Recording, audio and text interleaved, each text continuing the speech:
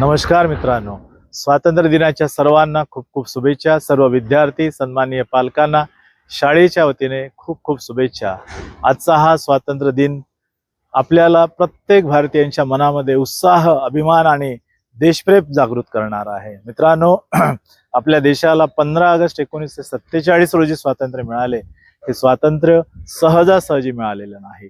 या स्वातंत्र्यासाठी अनेक क्रांतिकारकांनी, देशभक्तांनी, ज्ञात अज्ञात या देशावर प्रेम करणाऱ्या मंडळींनी आपलं सर्वोच्च बलिदान दिलेलं आहे, त्याग केलेला आहे, देशासाठी आपलं आयुष्य वेचलेलं आहे।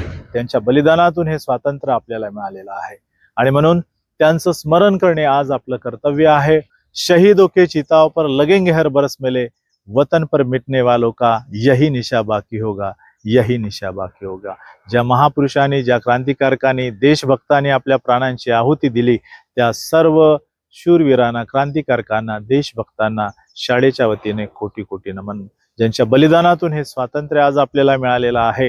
हे स्वातंत्र्य अबाधित राखण्याचं काम, जबाबदारी ही आपल्या सर्वांवर आहे। आपला देश विविधतेतून नटलेला आहे। अनेक जाती, धर्म, पंथ, बोली, भाषा याने नटलेला हा सर्वांग सुंदर देश, या देशाला समृद्ध बनवण्यासाठी आपण सर्व एक होऊया, अशी अपेक्षा आजच्या या स्वातंत्र्य दिनी आपल्या सर्वांकडून अपेक्षा करतो।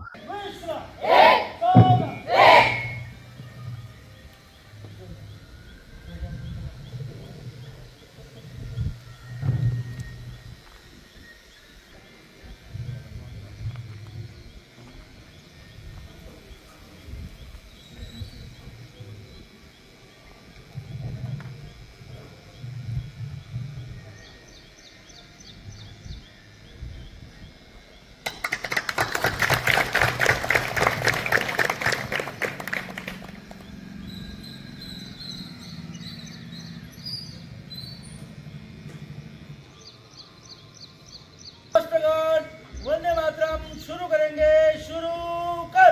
वंदे मातरम, वंदे मातरम, सुजलाम सुफलाम मलयज शीतलम सस्यश्यामलम मातरम। वंदे मातरम, शुभ्रजोषिणं पुलकितयामिनीं, कुलकुसुमित द्रुमदल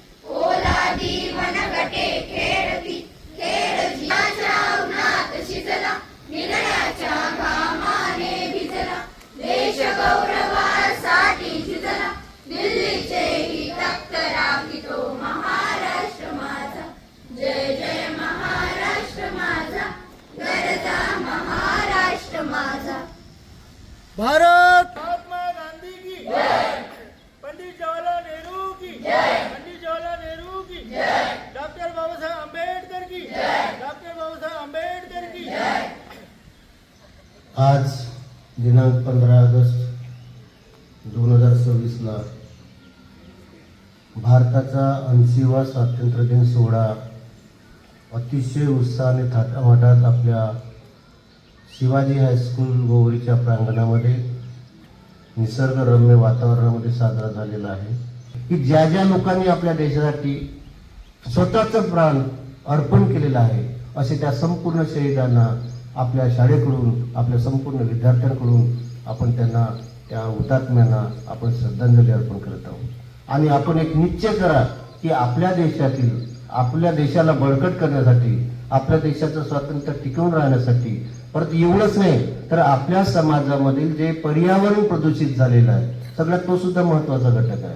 पर्यावरण जे प्रदूषित झालेलं आहे ते पर्यावरण प्रदूषित न होता आपलं पर्यावरण आपल्यासाठी कसं चांगलं राहील याची जर आपण जर काळजी घेतली तर निश्चितचपणे, कारण तुम्ही सर्व युवा पिढी युवा वर्ग हे देशाचे भावी नागरिक आहात, तुम्हाला देश चालवायचा आहे. त्याच्यामुळे तुम्ही सर्वांनी आजच आता एक संकल्प केला, आपण एक शपथ घेतली आणि माझं तर असं म्हणणं हे जर शपथ इथं असणारे जर 85 विद्यार्थ्यांनी जर बिलकुल मनातून जर शेवटपर्यंत जीवनात जर बाळगडलं तर निश्चितपणे आपण कुठल्याही आहारी जाणार नाही असं मी या ठिकाणी संदेश देतो.